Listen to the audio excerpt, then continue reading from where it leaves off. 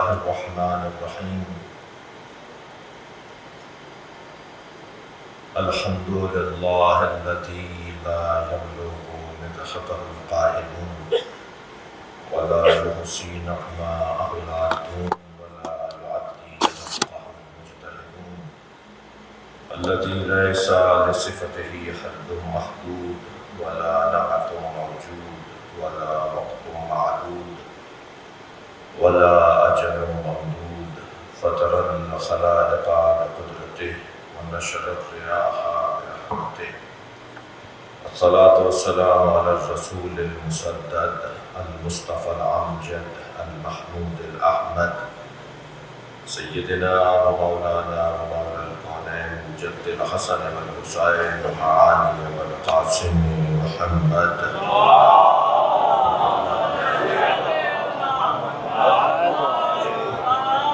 وآله الطيبين الطاهرين المعصومين ولعنة الله على أعدائهم أجمعين من يوم عداوتهم إلى قيام يوم الدين. أما بعد، قال الحكيم في القرآن الكريم: بسم الله الرحمن الرحيم ألف لام را تلك آيات الكتاب المبين إنا أنزلناه قرآنا عربيا لعلكم تعقلون إنا أنزلناه قرآنا عربيا لعلكم تعقلون نحن نقص عليك أحسن القصص بما أوحينا إليك هذا القرآن وإن كنت من قبله لمن الغافلين إذ قال يوسف لأبيه يا أبت إني رأيت 11 كوكبا والشمس والقمر رأيتهم لي ساجدين قال يا بني لا تقصص رؤياك على إخوتك فيكيدوا لك كيدا إن الشيطان للإنسان عدو مبين وكذلك يجتبيك ربك ويعلمك من تعبير الأحاديث ويتم نعمته عليك وعلى آل يعقوب كما أتمها على أبويك من قبل إبراهيم وإسحاق إن ربك عليم حكيم. لقد كان في يوسف وإخوته آيات للسائلين إذ قالوا ليوسف وأخوه أحب إلى أبينا منا ونحن عصبة إن أبانا لفي ضلال مبين اقتلوا يوسف واطرحوه أرضا يخل لكم وجه أبيكم وتكونوا من بعده قوما صالحين. قال قائل منهم لا تقتلوا يوسف وألقوه في غيبات الجب يلتقطه بعض السيارة إن كنتم فاعلين. قالوا يا أبانا ما لك ما لا تأمنا على يوسف وإنا له لناصحون أرسله معنا غدا يرتع ويلعب وإنا له لحافظون. صلوات.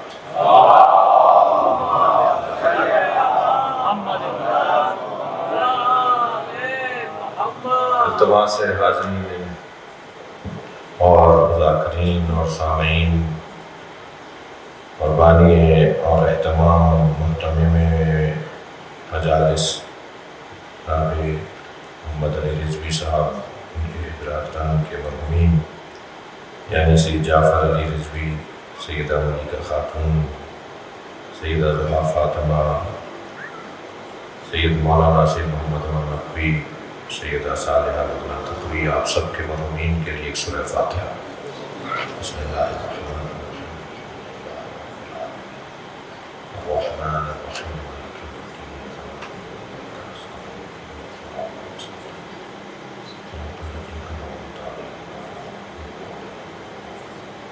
بسم اللہ الرحمن الرحیم.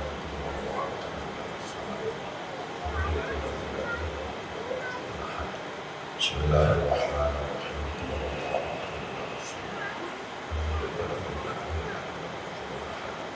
اللہم صل علی محمد وعلی محمد. مغفرت کے لیے صلوات.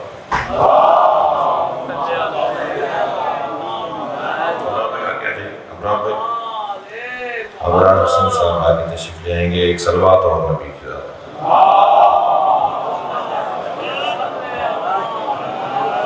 ایک اور بلند صلوات.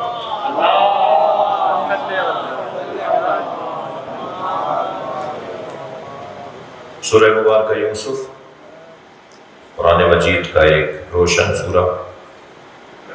نحن نقص علیک احسن القصص. اللہ نے جسے بہترین قصہ قرآن کے اندر قرار دیا، جسے اس لیے بیان کیا گیا، اس لیے نازل کیا گیا کہ آیات للسائلین، اس سورے میں پوچھنے والوں کے لیے نشانیاں ہیں، جاننے والوں کے لیے پیغامات ہیں۔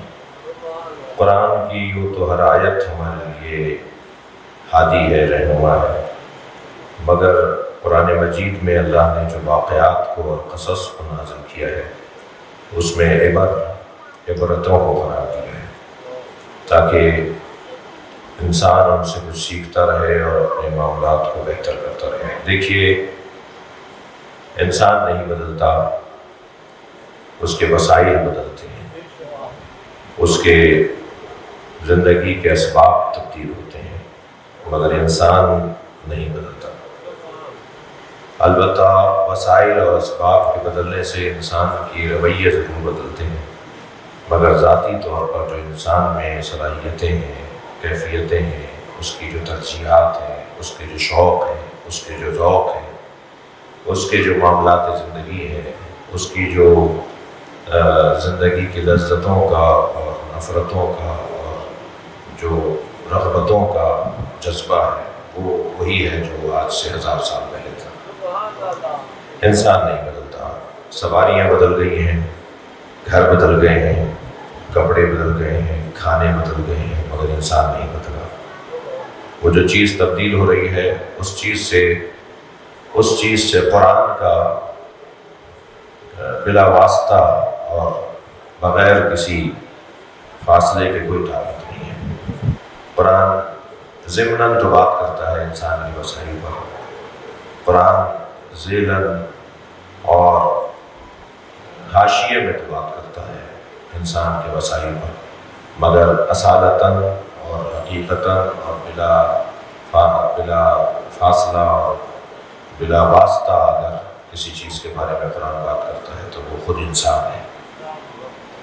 انسان نہیں بدل رہا، انسان تبدیل نہیں ہو رہا، اسی لیے قرآن بھی تبدیل نہیں ہو رہا، اس لیے قرآن بھی پرانا نہیں ہو رہا، اس لیے کہ قرآن مجید جو مخاطب ہے وہ انسان کی فطریات سے مخاطب ہے۔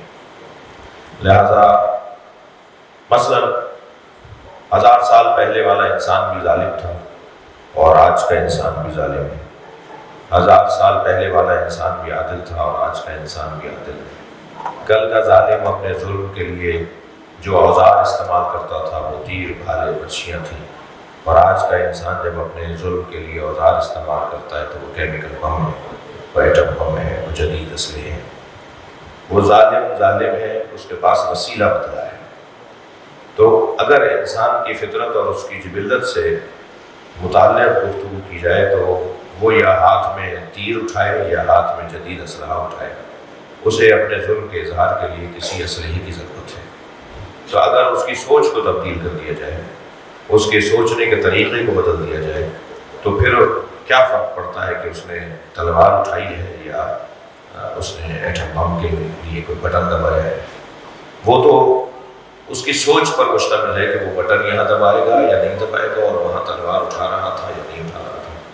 تو اس کی سوچ تبدیل کرنی ہے، اس کی فکر کو تبدیل کرنا ہے، یا اس کی فکر کو مضبوط بنانا ہے۔ ہمیشہ تبدیل ہی نہیں کرنا ہوتا، بعض اوقات سوچ بہتر ہے، اچھی ہے، اسے اور اچھا بنانا ہے۔ بعض اوقات سوچ بہت اچھی ہے، اسے باقی رکھنا ہے، اسے محفوظ رکھنا ہے۔ تو انسان سے متعلق جتنے بھی امور ہیں، جتنے بھی نکات ہیں، پیغامات ہیں، قرآن مجید ان کو اولویت اور اہمیت دیتا نظر آتا ہے۔ قصص کو بھی، واقعات کو بھی قرآن مجید میں جو بیان کیا گیا وہ اس لیے کہ یہی تو کچھ پہلے بھی ہوا ہے، یہی اب بھی ہو رہا ہے، یہی مزاج آج بھی ہم 12ویں آیت کے اوپر غور کریں گے سورہ مبارکہ یوسف کی، تو آپ دیکھیں گے کہ آج بھی ایسے ہی ہے، اور یہ واقعہ تو حضرت نبی مکرم سے بھی 1000 سال پرانا واقعہ ہے، یعنی سرکار کو 1400 سال گزر گئے، اس سے بھی 1000 سال پرانا، 1000 سال، 1400 سال، 2500 سال پرانی جو احساسات تھے، جذبات تھے، معاملات تھے، طریقے تھے، آج بھی وہی ہیں۔ تو ہمیں اس دور میں پلٹایا اس لیے جا رہا ہے کہ اس دور میں جو کچھ ہوا اس کو اللہ نے ایک درس کے طور پر، ایک سبق کے طور پر، ایک ہمارے لیے رہنما اصولوں کے طور پر قرآن مجید کے اندر اتار دیا، نازل کر دیا۔ واقعہ بہت پرانا تھا مگر اتنا حسین تھا اتنے اچھے اصول اس میں ملے تھے کہ اللہ نے اسے قرآن میں جگہ دے دی، اور نبی مکرم کو فرمایا کہ ہم نے تمہارے لیے ایک بہترین واقعے کو مثال کے طور پر نازل کیا ہے، اور تمہاری امت قیامت تک اس واقعے سے سبق لیتی رہے گی۔ اب وہ جو اس واقعے کے اندر پیغامات ہیں، ان میں سے آج ہم جس پیغام پر پہنچے ہیں وہ آیہ مبارکہ 12ویں آیت ہے سورہ مبارکہ یوسف کی۔ گزشتہ آیات آپ کے ذہن مبارک میں ہیں جو سال گزشتہ میرے ساتھ رہے، اور جو کل کی مجلس میں بھی تھے، تو ہم نے سال گزشتہ کا خلاصہ ایک پہلی نشست کے اندر بیان کیا۔ میں پھر کوشش کرتا ہوں 5-8 منٹ میں اس جو اب تک 11 آیات کا خلاصہ ہے وہ بیان کر دوں۔ آیت کو یعنی اس سورہ کو پروردگار عالم نے حضرت یوسف کے گرد قرار دیا ہے۔ ہوا یہ تھا کہ حضرت یوسف کے والد حضرت یعقوب علیہ السلام خود ایک نبی، ان کے 12 بیٹے اور وہ خود اور ان کی اہلیہ، ایک بڑا خاندان، ایک بڑا قبیلہ۔ حضرت یوسف اور ان کے ایک بھائی بنیامین ایک ماں سے تھے، اور باقی 10 بچے ان کے دوسری ماں سے تھے۔ حضرت یوسف اور بنیامین ہی نہیں بلکہ سارے بچوں سے حضرت یوسف حضرت یعقوب کا پیار تھا، بابا کا اولاد سے پیار تھا، مگر عدل کا تقاضا تھا اور انصاف کا تقاضا تھا کہ جو نبی ہے اسے نبی مانا جائے، جو امتی ہے اسے امتی مانا جائے۔ لہٰذا حضرت یعقوب نے نبی بیٹے کے ساتھ جو پیار کا مظاہرہ کیا وہ دوسرے بیٹوں کے ساتھ نہیں کیا۔ یعنی وہ اس وجہ سے نہیں تھا کہ وہ حضرت یعقوب معاذ اللہ نعوذ باللہ عدل سے ہٹ رہے تھے، اور ایک عصمت کا تقاضا تو یہ ہے کہ ان کے نزدیک سارے بچے ایک جیسے ہونے چاہیے، جیسے باپ کے نزدیک سارے بچے ایک جیسے ہونے چاہیے، اس باپ کے نزدیک بھی جو نبی ہے اس کے نزدیک بھی سارے بچے ایک جیسے ہونے چاہیے۔ لیکن اگر حضرت یعقوب حضرت یوسف سے زیادہ پیار کر رہے ہیں، ان کا زیادہ خیال کر رہے ہیں، ان پہ توجہ زیادہ دے رہے ہیں، تو یہ اس وجہ سے نہیں تھا کہ کوئی فرق تھا، بلکہ یہ اس وجہ سے تھا کہ ہاں فرق تھا اس لیے کہ وہ نبی تھے، اور کیسے نبی کو امت کے برابر قرار دے دیا جائے۔ صلوات پڑھیں ذرا محمد وعلہ۔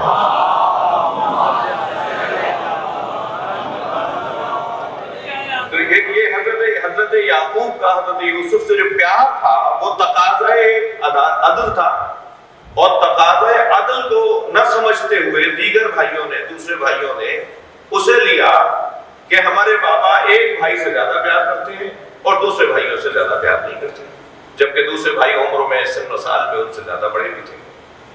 بعض لوگوں نے لکھا ہے کہ حسین زیادہ تھے حضرت یوسف، اس لیے حضرت یعقوب زیادہ پیار کرتے تھے۔ نہیں، یہ معقول کے بعد کہنے کی نہیں ہے، اس وجہ سے پیار نہیں تھا۔ اگرچہ فطری طور پر انسان نبی جب نبی ہے تو وہ فطرتاً انسان بھی تو ہے، اور فطری طور پر انسان خوبصورتی کو پسند کرتا ہے۔ تو اگر حضرت یعقوب اس بنیاد پر بھی حضرت یوسف سے پیار کرتے تھے کہ وہ خوبصورت تھے تو بھی فطرت کے مطابق تھا، لیکن یہاں ہم بات بالا تر کریں گے، اس سے اونچی بات کریں گے کہ حضرت یعقوب اس وجہ سے پیار نہیں کر رہے تھے کہ وہ خوبصورت تھے، بلکہ اس وجہ سے کہ انہیں پتا تھا یہ نبی ہے۔ اب یہ جو حاسدانہ ماحول بنا، اس میں ہوا یہ کہ حضرت یعقوب سے حضرت یوسف نے آ کر کہا کہ بابا میں خواب دیکھ رہا ہوں کہ 11 ستارے اور ایک سورج اور چاند مجھے سجدہ کر رہے ہیں، بابا بتائیے یہ کیا ہے؟ فرمایا اے میرے لال، اس خواب کو اپنے بھائیوں کے سامنے بیان مت کر دینا، اس لیے کہ تمہارے بھائی پھر تمہارا یہ خواب سن کے تم سے حسد کرنے لگیں گے اور تم سے دشمنی کرنے لگیں گے، اور شیطان بہت زیادہ بہکانے والا ہے، شیطان کھلا دشمن ہے انسانوں کا، تمہارا بھائی تمہارے ساتھ ایسا کریں گے۔ غرض یہ کہ حضرت یوسف کو پروردگار عالم نے وہ کمال عطا کیا کہ جو ان کے آبا و اجداد کو بھی عطا کیا تھا، ابراہیم، اسحاق اور پھر کہا کہ اس واقعے کے اندر ہم نے لوگوں کے لیے بڑے پیغامات رکھے۔ ہوا یہ کہ بھائیوں نے اب قصہ یہاں سے شروع کیا، بھائی جمع ہوئے آپس میں، اور بھائیوں نے جمع ہو کے کہا کہ ہمارے بابا یوسف سے اور اس کے بھائی سے بنیامین سے زیادہ پیار کرتے ہیں اور ہم سے کم پیار کرتے ہیں، جبکہ ہم زیادہ ہیں، ہم بڑے بھی ہیں، ہم طاقتور بھی ہیں، ہم کماؤ خود بھی ہیں، ہم جا کے محنت کرتے ہیں اور جا کے وسائل جمع کر کے لے کے آتے ہیں، مگر اس کے باوجود بابا ہم سے ایسا پیار نہیں کرتے، لہذا ہمارے بابا، اب جو انہوں نے کہا ہے، اگر میں اس کو اپنے الفاظ میں کہہ دیتا تو میرے پر FIR کٹ جاتی توہین نبوت کی، اس لیے کہ انہوں نے کہا ہے کہ ہمارے بابا کھلی گمراہی میں، یعنی اولاد وہ بھی ایک نبی کی اولاد، نبی کی اولاد نبی کو کہہ رہی ہے، نبی کی توہین کر رہی ہے، تو یہ قرآن میں آیات للسائلین، سمجھو کیسا ہو سکتا ہے کہ کوئی نبی کے اتنے قریب ہو کہ ابھی نبی کے عقل پر شک کرے۔ صلوات علیہ کرے محمد و آل محمد۔ یہ قرآن ہے، یہ کہنے لگے بابا ہمارے لفی ضلال مبین اقتلوا یوسفا، کہنے لگے ایک کام کرتے ہیں مل کر، بابا تو مان نہیں رہے، بابا تو سمجھ نہیں رہے معاذ اللہ، اور اب ہم ایسا کرتے ہیں کہ یوسف کو مار ڈالتے ہیں اور پھر کہیں بھی پھینک کر آ جاتے ہیں تاکہ اس سے جان چھوٹے ہماری، اور پھر ہم اپنی چین سے زندگی گزارے اور آرام سے ہمارے ایام گزرے۔ تو ان میں سے ایک نے کہا، قال قائل منہم، ان میں سے ایک نے کہا کہ ایسا نہیں کرو، اسے مارو نہیں، بلکہ ایک کام کرتے ہیں، ایک کنواں ہے، مخصوص کنواں تھا، اس میں تو نہیں ہے اشارہ کہ اس میں تو یہ نہیں ہے کہ ایک فلاں کنواں، بلکہ اس میں ہے کہ وہ کنواں جس میں بیٹھنے کی جگہ بنی ہوئی ہے، غیبات الجب، آیت جو کہہ رہی ہوئی ہے کہ ایک ایسا بھی کنواں تھا اس وقت میں کہ جس میں اگر کوئی گر جائے تو وہ پانی سے ڈوبنے کے بجائے ڈوبنے سے بچ کر اس کے اندر ایک جگہ تھی بیٹھنے کی، طاق نما جگہ بنی ہوئی تھی، وہاں پر وہ بیٹھ سکتا تھا اور اس کی جان بچ سکتی تھی۔ تو کہا کہ وہ جو کنویں کے اندر جگہ، جس کنویں میں جگہ بنی ہوئی ہے نا، اس کنویں میں جا کے سے پھینک کر آ جاتے ہیں، یہ وہاں بیٹھا رہے گا اور پھر کوئی قافلہ گزرے گا اور قافلہ جب ڈول ڈالے گا پانی لینے کے لیے تو یہ اس کے ذریعے سے بہرحال بچ جائے گا اور وہ قافلے والے اس بچے کو اپنے ساتھ لے جائیں گے، ہماری بھی جان چھوٹ جائے گی اور یہ مرے گا بھی نہیں اور ہماری بھی جان چھوٹ جائے گی۔ تو انہوں نے یہ کرنے کا طے کیا کہ ہمیں ایسا کرنا ہے۔ اب جب یہ طے کر لیا انہوں نے کہ ہمیں ایسا کرنا ہے، تو پھر یہ حضرت آئے حضرت یعقوب کے پاس، اپنے بابا کے پاس۔ اب پچھلے سال والی آخری آئے آ کر انہوں نے کہا بابا کیا بات ہے، آپ یوسف کے بارے میں ہم پر اعتماد نہیں کرتے۔ اچھا یہ جملہ بتا رہا ہے کہ یہ بار بار پہلے بھی خواہش کر چکے تھے کہ یوسف ہمارے حوالے کر دیجیے، یوسف ہمیں دے دیجیے، ہم اسے کہیں لے جاتے ہیں، کھیلنے کودنے، کہیں تفریح کرنے، کہیں گھومنے پھرنے، آپ اسے ہمارے حوالے کر دیجیے۔ اور حضرت یعقوب اکثر ان کی اس خواہش کو رد کر دیتے تھے۔ قرآن کا لب و لہجہ ویسا ہی ہے، وہ لہجہ یہ کہہ رہا ہے کہ بابا کیا بات ہے، آپ ہم پر اعتبار کیوں نہیں کرتے، آپ ہمارے ساتھ یوسف کو کیوں نہیں بھیجتے؟ اور پھر ساتھ نے کیا کہا، وَإِنَّ لَهُ لَنَاصِحُونَ، ہم تو اس کے خیر خواہ ہیں۔ اچھا اب آپ کو اور ہمیں کیونکہ بیک گراؤنڈ بتائے کہ کیسے خیر خواہ ہیں، کیا طے کیا ہوا انہوں نے، یہ تو پھینکنے جا رہے ہیں، ان میں سے اکثر تو مارنے کی باتیں کر رہے تھے، ان میں سے ایک کے کہنے پر کہ نہیں مارنا نہیں ہے، اسے کنویں میں پھینک دینا ہے، تو یہ طے کر کے آئے، یہ تو کم سے کم طے ہے کہ یہ پھینکنے جا رہے ہیں اپنے بھائی کو کنویں میں پھینکنے جا رہے ہیں، اور پھر بھی کیا کہہ رہے ہیں، اِنَّا لَهُ لَنَاصِحُونَ، ہم تو اس کے خیر خواہ ہیں۔ تو یہ جو لمبی لمبی باتیں جو کر رہے ہوتے ہیں نا، نعرے جو لگا رہے ہوتے ہیں، دعوے جو کر رہے ہوتے ہیں، ہمیشہ دعویٰ کرنے والے سے ہوشیار رہنے کی ضرورت ہے۔ جو کام کرنے والا ہوتا ہے وہ نعرہ نہیں لگاتا، جو کام کرنے والا ہوتا ہے وہ دعویٰ نہیں کرتا۔ یہاں پر ان کے ارادے بھی خطرناک، ساتھ میں دعویٰ یہ کہ ہم تو اس کے خیر خواہ ہیں۔ اب اس کی بات والی آیت جو آج والی آیت ہے جس پر میں آپ سے توجہ چاہوں گا، کیا کہا انہوں نے؟ بات کی آیت ارسلہ معنا غدا، بابا ہم نے طے کیا ہے کل ہم گھومنے جا رہے ہیں، کھیلنے جا رہے ہیں، اسے ہمارے ساتھ کل بھیج دیجئے، کل اسے ہمارے ساتھ بھیج دیجئے۔ یرتا و یلعب، وہ جو کچھ خوشگوار اور خوش آب و ہوا زمینیں ہیں، خوش جو سبزہ اور ہریالی جہاں پر ہے، جہاں ٹیلے ہیں، سبز پھول پودے لگے ہوئے ہیں اور گھاس اگی ہوئی ہے، ایک ایسی جگہ ہے وہاں چڑھیں گے اتریں گے، یرتا و یلعب، ہم کھیلیں گے بھاگیں گے، ایک دوسرے کے ساتھ تفریح، ہماری تفریح رہے گی، ایسی کیفیت میں ہم رہیں گے، وہاں ہم اسے لے جانا چاہ رہے ہیں، آپ اسے ہمارے ساتھ بھیج دیجئے۔ وَإِنَّ لَهُ لَحَافِظُونَ، اور ہم اس کی حفاظت کرنے والے ہیں، ہم اس کی حفاظت کرنے والے ہیں۔ کل کیا کہا تھا انہوں نے، یعنی پہلے کیا کہا تھا انہوں نے، اِنَّا لَهُ لَنَاصِحُونَ، ہم اس کے خیر خواہ ہیں۔ اب کیا کہہ رہے ہیں کہ ہم اس کی حفاظت کرنے والے ہیں. ایک صلوات پڑھیں تو میں عرض کرتا ہوں.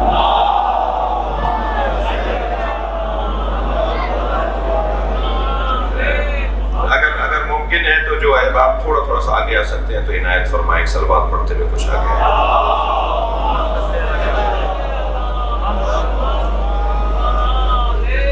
ایک اور صلوات پڑھ لیجیے.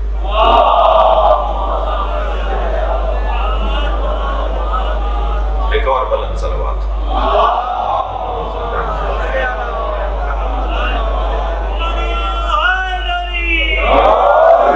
آپ کی توجہات کا ممنون ہوں. اس آیت پر غور کرنا چاہ رہا ہوں. میں اہل دقت سے چاہوں گا کہ توجہ کریں اور دعا دیں کہ ایک ایک لفظ کے اوپر غور کریں گے. اس آیت کے ارسلہ معنا غدن، بابا اسے کل ہمارے ساتھ بھیج دیجئے.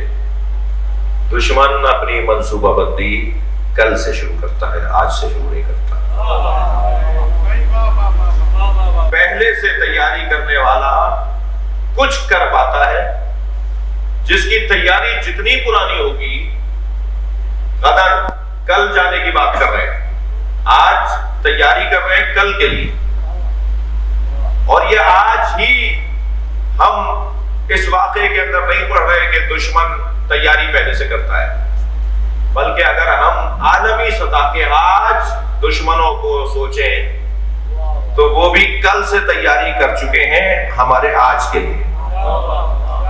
وہ 100 سال کا سوچتے ہیں کہ ہمیں 100 سال تک مسلمانوں کے ساتھ کیا کرنا ہے، یا مثلا ایک ملک دوسرے ملک کے ساتھ کیا کرے گا. یہاں پر اگر منصوبہ بندی اس دن کی بھی نہ ہو جس دن کام انجام دیا جا رہا ہے تو کیسے کامیابی ممکن ہے؟ اس لیے کہ قاعدہ یہ ہے کہ جس رستے سے شر آئے اسی رستے سے خیر آنا چاہیے، تب تو مقابلہ ہو پائے گا. اگر خیر کسی اور رستے سے آئے اور شر کسی اور رستے سے آئے تو مقابلہ نہیں ہو پائے گا. دشمن بہت پہلے سے تیاری کرتا ہے، اور جتنا پہلے سے کسی چیز کی تیاری کی جائے گی اتنی چیز اچھی ہو پائے گی. آپ اسی عشرہ تفسیر قرآن کو لے لیجیے. اگر کل پہلی مجلس تھی، پرسوں سے اس کی تیاری ہوتی تو کیا اتنے اچھا اہتمام ہو پاتا؟ یقیناً نہیں ہوا تھا. جتنا پہلے سے اس کی تیاری کی جائے گی، جتنا دعوت دینا، اشتہار لگانا، اعلان کرنا، لوگوں کو آگاہ کرنا، اس کے انتظامات کرنا، جتنا اس کو ہم ماضی میں لے جائیں گے اس کی تیاری کو، اتنا ہی نتیجہ اچھا نکلے گا. اللہ نے نبی مکرم کو، ہمارے نبی کو، خاتم الانبیاء کو سب سے پہلے بنایا تھا، مگر بھیجنے کے لیے 1,23,999 پیغمبروں کا مقدمہ بنایا ہے. صلوات ہدیہ کریں محمد و آل محمد. جتنا اچھا مقدمہ بنا ہے، جتنی اچھی تیاری ہوئی ہے، اتنا ہی اچھا نتیجہ بھی نکلا ہے. لہذا تیاری بہت پہلے سے کرنے کی ضرورت ہے، بہت اہتمام کی ضرورت ہے، بہت ہی توجہ کی ضرورت ہے. اور یہ قرآن کی اس آیت سے ہمیں سمجھ میں آ رہا ہے. ارسلہ معنا غدن، یہ لفظ تو خاص طور پر شیعہ برادری تو غدن کا لفظ بہت اچھا جانتی ہے. لَأُعْطِيَنَّ رَایَةً غَدًا رَجُلًا كَرَّارًا غَیْرَ فَرَّارٍ، کل میں علم اسے دوں گا. یہ غدن یعنی کل. صلوات اور پڑھے محمد و آل محمد.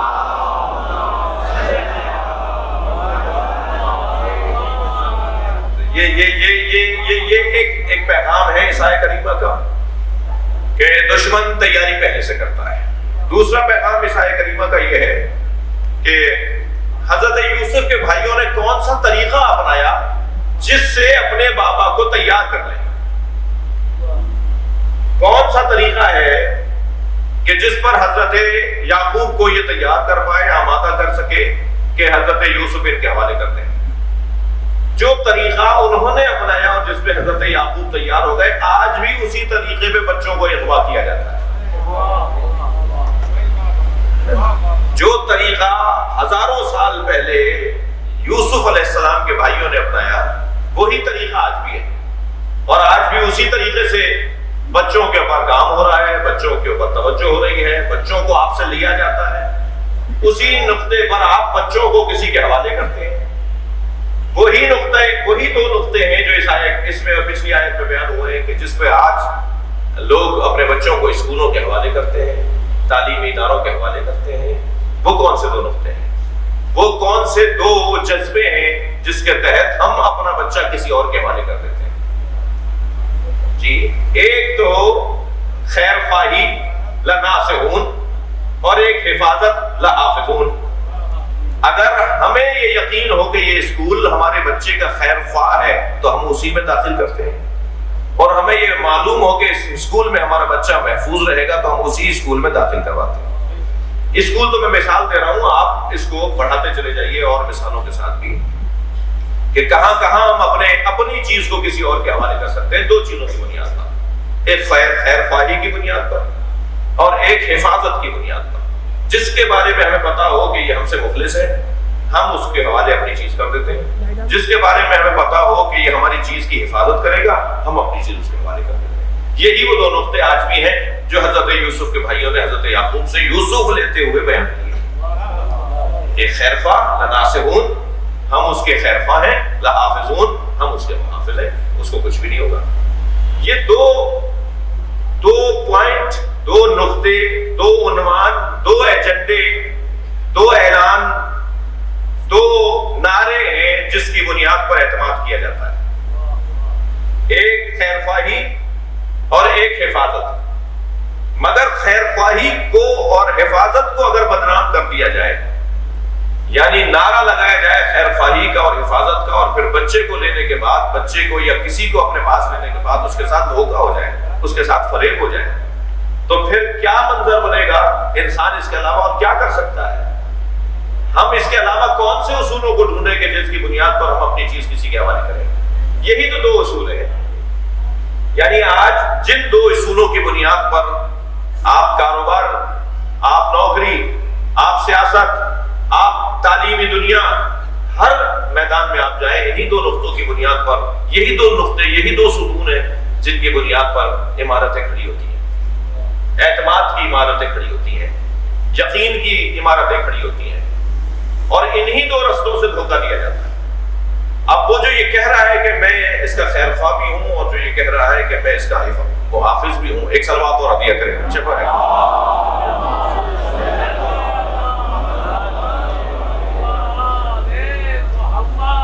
ایک اور صلوات ہے۔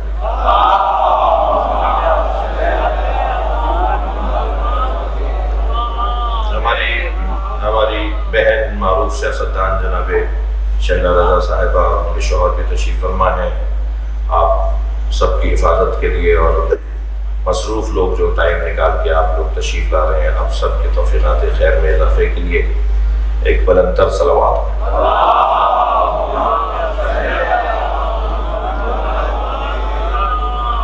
آپ اس سے بلند صلوات پڑھ سکتے ہیں۔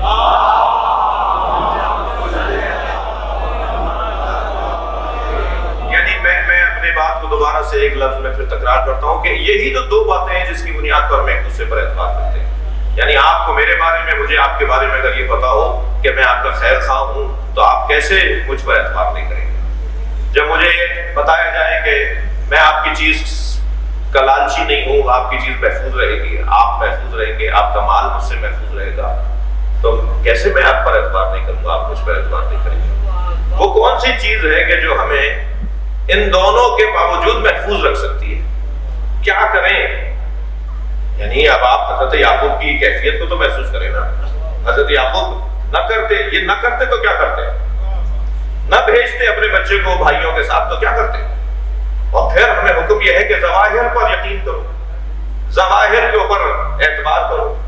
ہم دلوں کے حال تو جانتے نہیں ہیں، ہم اندر کی کیفیات کو تو جانتے نہیں ہیں، ہم نیتوں کو تو جانتے نہیں ہیں، نیتوں کو جاننے والا تو اللہ ہے۔ اور انبیاء کرام علم غیب پر امت کو لے کے نہیں چلتے، یعنی امت کی رہنمائی علم غیب کی بنیاد پر انبیاء نہیں کرتے۔ انہیں پتا ہو تب بھی وہ وہی کریں گے کہ جو سب کو پتا ہے، یعنی سب کی معلومات جس پیمانے پر ہے، جس معیار پر ہے، اس کی بنیاد پر انبیاء فیصلے لیتے ہیں، جبکہ انہیں پتا ہوتا ہے کہ یہ فیصلہ شاید، یہ فیصلہ بعض اوقات انہیں پتا ہوتا ہے کہ یہ فیصلہ جا کے آگے کیا نقصان پہنچائے گا، لیکن اگر اس کی بنیاد پر وہ فیصلے لینے لگے تو پھر فطریات سے اور جمع و تفریق سے اور پلس اور مائنس سے اور اقدامات سے معاشرہ کمزور پڑتا چلا جائے گا اور لوگ محتاج ہوتے چلے جائیں گے ان ہستیوں کے، جس معنی میں محتاجی کہہ رہا ہوں کہ پھر ہمیں اس غیبت کے ایام میں بھی فیصلہ لینے کی صلاحیت باقی نہیں رہے گی کہ جب معصوم حجت خدا غیبت میں چلا جائے گا تو پھر امت فیصلہ لینے کی صلاحیت نہیں رکھے گی۔ تو 2 اور 2 4 کا جو قاعدہ قانون ہے اور جو جمع و تفریق کا ہمارے معاملات کے اندر قواعد ہے، اسی کی بنیاد پر انبیاء کرام فیصلے بھی لیتے ہیں۔ حضرت یعقوب سے بھی یہی 2 نعرے، یہی 2 باتیں، یہی 2 بات کہہ کر حضرت یعقوب سے ان کے بیٹے کو لے لیا گیا۔ مگر ان دونوں باتوں میں، ایک میں تو انہوں نے کہا کہ ان لہو لناصحون، ہم اس کے خیر خواہ ہیں، دوسری جگہ انہوں نے کہا ان لہو لحافظون، ہم اس کے محافظ ہیں۔ ان دونوں باتوں کے درمیان میں جو بات آئی ہے نا، وہ ہے کھیل تفریح، کھیل اور تفریح۔ بچہ فطری طور پر کھیل کو پسند کرتا ہے، تفریح کو بچہ پسند کرتا ہے، اگرچہ بعض بڑے ہو کر بھی بچپنے کے مزاج سے باہر نہیں جاتے اور انہیں بھی کھیل اور تفریح ہی پسند ہوتی ہے، لیکن جب کھیل اور تفریح کی بات آئے گی تو انسان فطری طور پر چاہے وہ 100 سال کا ہو جائے، اس کے اندر ایک بچہ پوشیدہ ہے، اس کے اندر ایک بچہ موجود ہے۔ وہ جو اس کے اندر بچپنے کی جو اس نے جو یادیں ہیں، جو اس کی وابستگیاں رہی ہیں، جو اس کا تعلق رہا ہے۔ ابھی یہاں تشریف فرما دوستوں میں جو کرکٹ کا کھلاڑی رہا ہوگا، وہ چاہے 80 سال کا ہو گیا ہو، ابھی اس کے سامنے ذکر کر کے دیکھیے آپ، سب سے اچھا خوش اور حشاش چہرہ وہی نظر آئے گا کہ جو اگرچہ آج بیٹ اٹھا نہ پائے، لیکن کیونکہ وہ کھیلا ہے تو اس کی یادیں اس سے جڑی ہوئی۔ تو وہ جو اس کے اندر کھیل اور کود کا ایک کیفیت پائی گئی ہے، موجود ہے، اس سے وہ راغب رہتا ہے۔ ایک صلوات اور پڑھیں محمد وعلیہ۔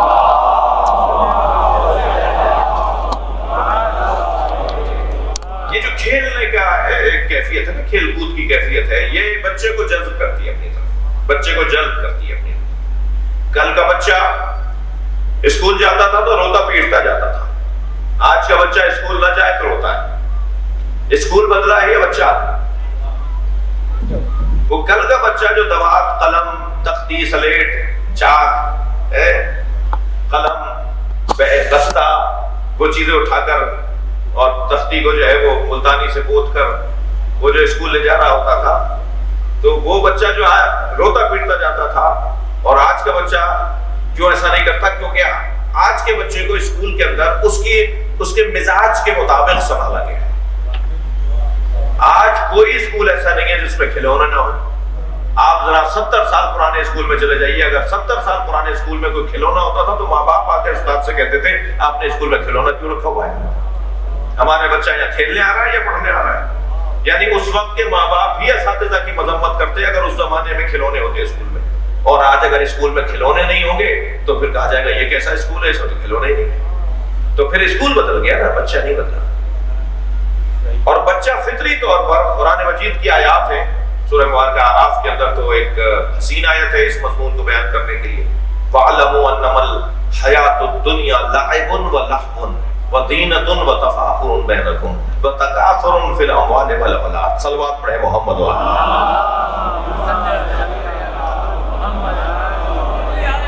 جان لو زندگی دنیا کی کھیل کود ہے، حسن و آرائش ہے، مال اور اولاد پہ فخر کرنا ہے۔ اس دنیا کی زندگی کو اللہ نے 3 حصوں میں تقسیم کیا، کھیل کود، حسن و آرائش اور مال اور اولاد پر فخر کرنا۔ تو پہلا مرحلہ اس دنیاوی زندگی کا کھیل کود ہے، جسے بچپنا کہا جاتا ہے۔ اس کی فطرت کے اندر تفریح ہے، بچے کی مزاج کے اندر تفریح ہے، لہذا آج اسکولوں کے اندر اس کا اہتمام کیا گیا ہے۔ بلاگ بنے ہوئے ہوتے ہیں، شکلیں بنی ہوئی ہوتی ہیں، تصویریں بنی ہوئی ہوتی ہیں، الف کی، بے کی، بے کی، تے کی، کارٹون بنے ہوئے ہوتے ہیں حروف تہجی کے اور الفابیٹ کے، اور ایک ٹوکری میں انہیں ڈال دیتے ہیں، سامنے چارٹ لگا دیتے ہیں جڑی ہوئی تصویروں کی، اور بچوں سے کہتے ہیں اس میں ڈھونڈو، اس میں سے نکالو۔ اب بچہ ڈھونڈ رہا ہے، اس کو دیکھ رہا ہے، اے اس میں سے نکال لیا، بی اس میں سے نکال لیا، اسے دیکھ دیکھ کے وہ جوڑ رہا ہے جیسے وہاں بورڈ پہ لگا ہوا ہے، جیسے وہاں دیوار پہ چارٹ چپکا ہوا ہے، اور وہ سمجھ رہا ہے کہ میں کھیل رہا ہوں، جبکہ اس کا دھوکہ ہو رہا ہے، اسے پڑھایا جا رہا ہے۔ وہ کھیل کھیل کے اندر پڑ گیا، کیونکہ اس کا مزاج یہی تھا، وہ جلدی اس کام کو کر رہا ہے، جلدی سیکھ رہا ہے چیزوں کو۔ ایسے ہی یہ جو کھیل کود کے ذریعے سے یہ جو تفریح کے ذریعے سے بھائی بھائی کو لے گئے، تو آج بھی کچھ بھائی ہمارے بھائیوں کو لے جا رہے ہیں۔ سب سے زیادہ جن چیزوں کے ذریعے سے بگاڑ معاشرے میں آ سکتا ہے، میں بہت محتاط بولنے کی کوشش کروں گا، طبیعت بھی میری ایسی ہے، نہیں وہ محتاط بولنے کی طبیعت ہے، طبیعت خراب نہیں ہے۔ آج بھی جس ذریعے سے ہمارے بچوں کے اوپر کام ہو رہا ہے وہ کھیل، تفریح، ورزش ہے۔ طرح طرح کے گیمز آ رہے ہیں، طرح طرح کے کھیل آ رہے ہیں۔ کچھ دن پہلے تک ہاتھوں میں کوئی چیز دے کر کھلایا جاتا تھا، اب وہ ہاتھوں میں بٹن دے کے کھلایا جا رہا ہے۔ لیپ ٹاپ کے اوپر جی طرح طرح کے آج چیزیں آ گئی ہیں جس میں وہ بیٹھا ہوا گھنٹوں کھیل رہا ہے، سارا دن اس کو تھکن محسوس نہیں ہوتی، جیسے کل کبوتر بازوں کو تھکن محسوس نہیں ہوتی تھی، آج موبائل بازوں کو تھکن محسوس نہیں ہوتی۔ وہ موبائل میں لگا ہوا ہے، چھوٹا سا بچہ، اتنا سا بچہ، وہ 2 سال کا، 4 سال کا، 6 سال کا بچہ موبائل پر گھنٹوں سے بیٹھا ہوا ہے۔ ابا نے آگے گھر کے اندر سلام بھی کیا، یہ بچہ بھی سلام کا جواب بھی نہیں دے رہا، اس لیے کہ ابا سے زیادہ عزیز ہے وہ موبائل کے اندر گیم۔ کوئی احترام نہیں، کوئی تہذیب نہیں، کوئی ادب نہیں کہ وہ کھڑے ہو کر آگے بڑھ کر سلام کرے، دعا لے۔ میں عمومی بات کر رہا ہوں، آپ کے گھر کی بات نہیں کر رہا۔ ایک صلوات پڑھیں محمد و علیہ۔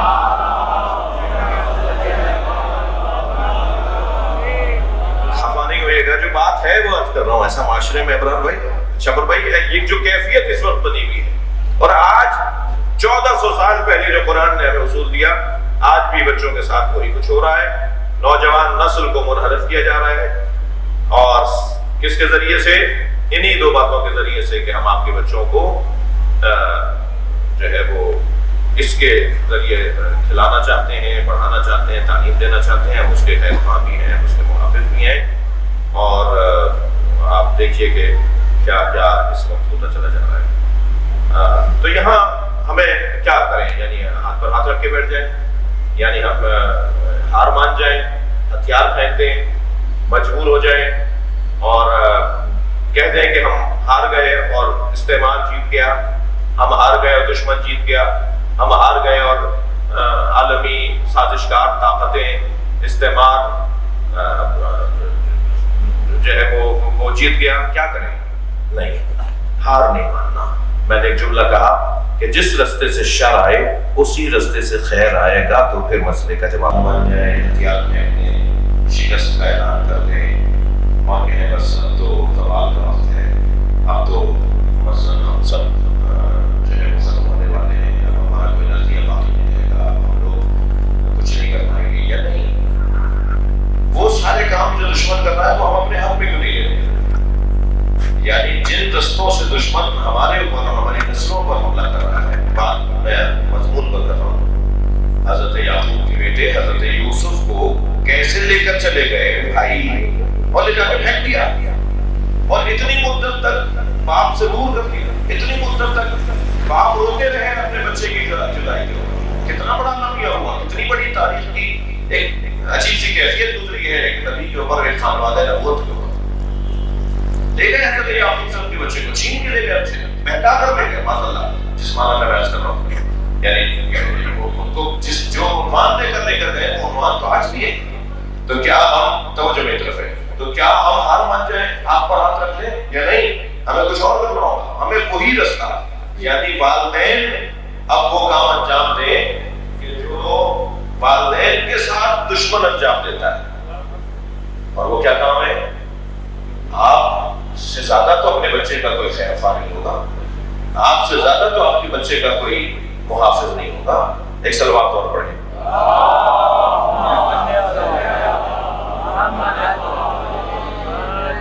بھائیوں نے کہا کہ ہم خیر خواہ ہیں، بھائیوں نے کہا کہ ہم محافظ ہیں، تو ماں باپ سے زیادہ تو خیر خواہ اولاد کا کوئی نہیں ہے۔ مجھے توفیق حاصل ہوئی کہ 2 مرتبہ حضرت آیت اللہ سیستانی سے خصوصی ملاقات مجھے نصیب ہوئی، اور دونوں مرتبہ جو انہوں نے مجھ سے مشترکہ ایک بات کی تکرار کی، اور وہ بات یہ تھی، جو ایک بات کی تکرار کی وہ یہ بات تھی کہ مجھ سے فرمانے لگے یہ بتائیں کہ پاکستان میں مدرسے کتنے؟ میں نے انہیں تعداد بتا دی کہ اتنے مدرسے، کہنے لگے اسکول کتنے؟ تو ظاہر ہے جتنے تھے اتنے ہی بتاتا میں، اور مدرسوں کی نسبت وہ اسکول 25% ہے ہمارے یہاں، یعنی جتنے اس وقت الحمدللہ ہمارے مدرسے ہیں اور بڑھ جانا چاہیے. میں اور مدرسوں کے بڑھنے کا قائل ہوں. ضرورت بڑھتی جا رہی ہے، بچے بڑھ رہے ہیں، تعداد بڑھ رہی ہے، پڑھنے والے بڑھ رہے ہیں، تو ادارے بھی تو بڑھنے چاہیے نا. یہ بات کہنا اچھا نہیں ہے کہ صاحب پہلے 2 مدرسے ہیں تو تیسرا کیوں بن رہا ہے. نہیں، چوتھا بھی بنے، 5واں بھی بنے، کیونکہ پڑھنے والے بڑھتے جا رہے ہیں. تو مدرسے تو بڑھنے چاہیے، اس میں کوئی حق نہیں ہے. لیکن مجھ سے فرمانے لگے کان میں اسکول کتنے ہیں. میں نے جتنے تھے اتنے بتا دیے، یعنی تقریباً 500 مدرسے تھے اور اسکول اس وقت جب میں نے پچھلی آخری ملاقات میں بتایا تو 150 تھے. پورے پاکستان میں جو آپ نے، قوم نے، ملت نے اپنے بچوں کے لیے اسکول بنائے وہ 150 ہیں. یہ بات میں 2 سال تقریباً 2 سال پرانی کر رہا ہوں. تو مدرسے 500 اور آج 500 سے تھوڑے سے زیادہ بھی ہیں 2 سالوں کے اندر. اور اسکول ہمارے پاس 150. بہت زور لگائیے تو آپ 165 کر لیجیے، 10 اور بڑھ گئے ہوں گے 2 سالوں میں. تو انہوں نے فرمایا جتنے مدرسے ہیں اتنے اسکول بنا کے دکھاؤ. کیا تم نے اپنے بچوں کی تربیت کسی اور کے حوالے کی ہے؟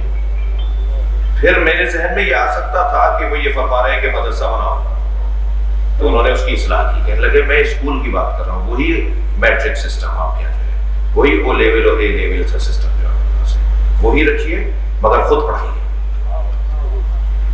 اپنے بچوں سے آپ سے زیادہ تو کوئی خیر خواہ نہیں ہوگا، آپ سے زیادہ تو کوئی ان کی حفاظت نہیں کرے گا. تو جس رستے سے، اسکولوں کے رستے سے، تفریح کے رستے سے، کھیل کود کے رستے سے دشمن وارد ہو رہا ہے، اسی رستے سے آپ کو بھی وارد ہونا ہوگا. مجھے خوشی ہوتی ہے، میں مبارکباد پیش کر رہا ہوں جماعت اسلامی کے دوستوں کو. 2500 اسکول ہیں پورے پاکستان میں ان کے. جی ہمارے مولانا مفتی تقی عثمانی صاحب اللہ ان کی حفاظت فرمائے، مسلمانوں کے بڑے ہیں، ہمارے بڑے ہیں، پاکستان کے بزرگ علماء میں شمار ہوتا ہے. ان کے جنریشن اسکول جیسا ان کا اسکول ہے، ٹاپ 5 اسکولوں میں سے ہے جنریشن اسکول، جس کے نکلے ہوئے بچے ڈائریکٹ کسی بڑی عہدے پر، کسی منصب پر جا کر فائل. بیس ایسی مضبوط بناتے ہیں جی، اتنے مضبوط اسکول. یعنی ایک آپ یہ سائڈ ایریا کا جنریشن اسکول دیکھ کے آ جائیے جو کراچی کے اندر، ایک ہی اسکول دیکھ کر آ جائیے. پورے پاکستان کے اندر شیعوں کے پاس ایک ایسا اسکول نہیں ہوگا جو ان کے ہر بڑے شہر میں ایسے اسکول. میں خدا نہ خواستہ پھر میں تکرار کر رہا ہوں، وہ ہمارے بڑے ہیں اور اچھا کیا ہے خود. اور یہ بھی آپ کو سن کے خوشی ہوگی کہ اس اسکول میں کسی شیعہ کے داخلے پہ پابندی نہیں ہے. وہ شیعوں کو بھی داخلہ دیتے ہیں، شیعہ بچوں کو بھی داخلہ دیتے ہیں.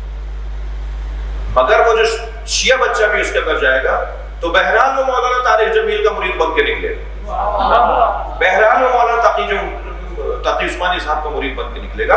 بہت اچھی بات ہے. ایک سلوات پڑھیں ذرا محمد و آلہ.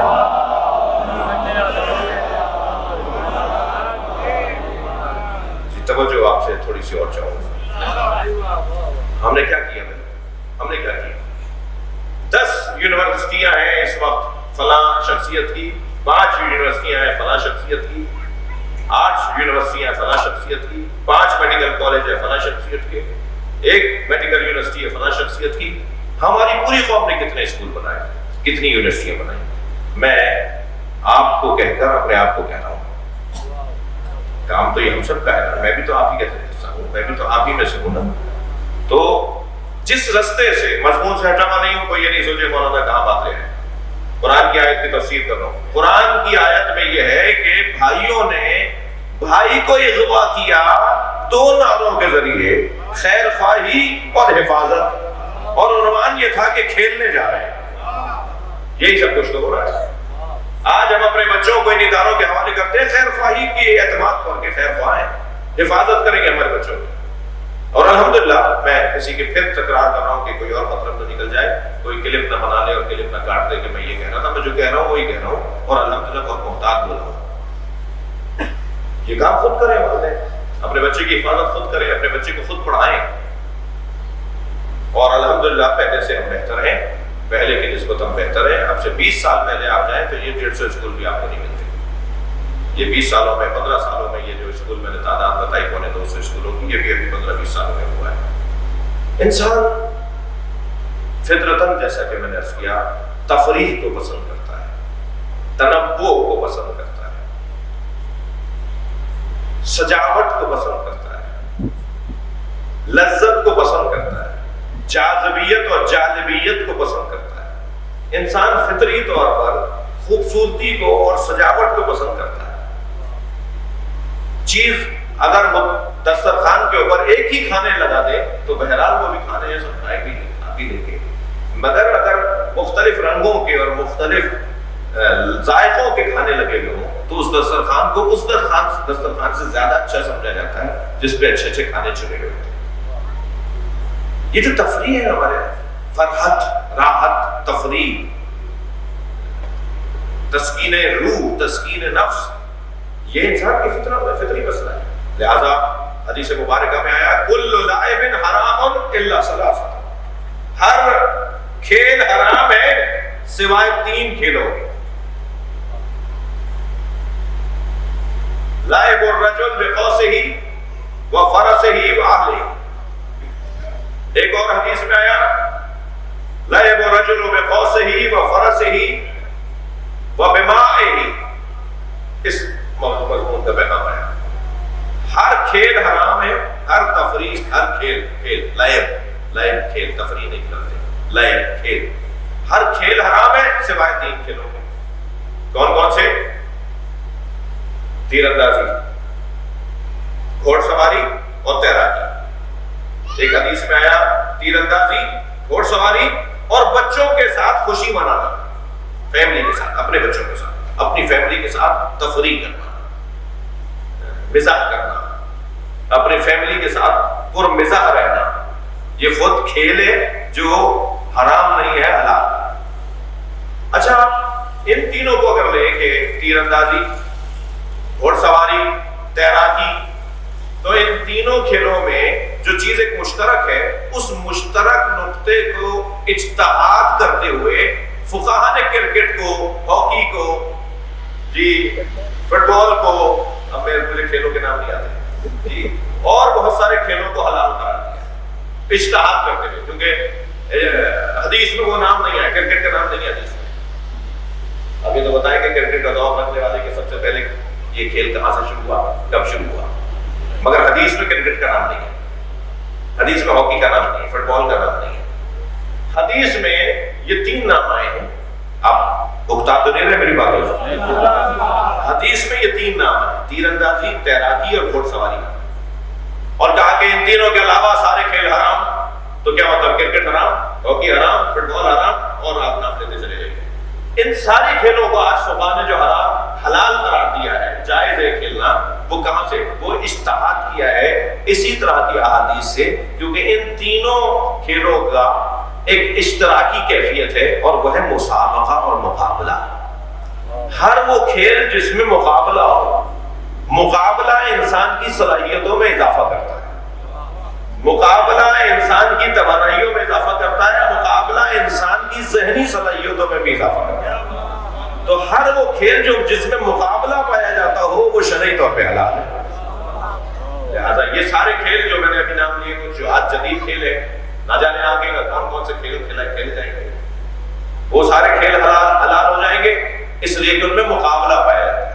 جہاں جہاں مقابلہ ہوگا وہاں انسان کی بدن کی اور ذہنی صلاحیتوں میں اضافہ ہوگا، اور جہاں بدن اور ذہنی صلاحیتوں میں اضافہ ہو جائے اسلام اسے پسند کرتا ہے۔ اب یہ جو